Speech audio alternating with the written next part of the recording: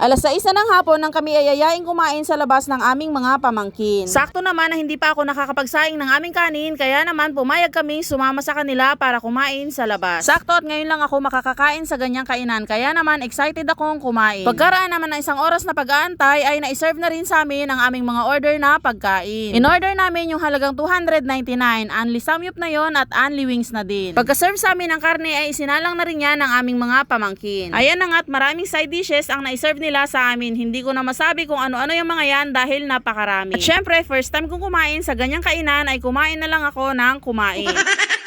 Syempre, unlimited yan kaya naman sinulit namin kumain ng kumain.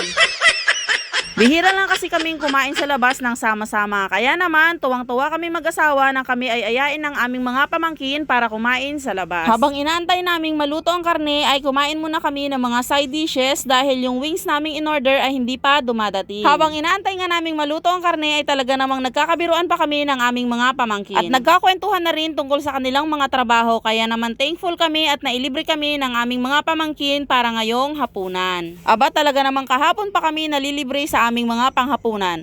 Bukas kaya sino naman ang maglilibre sa amin?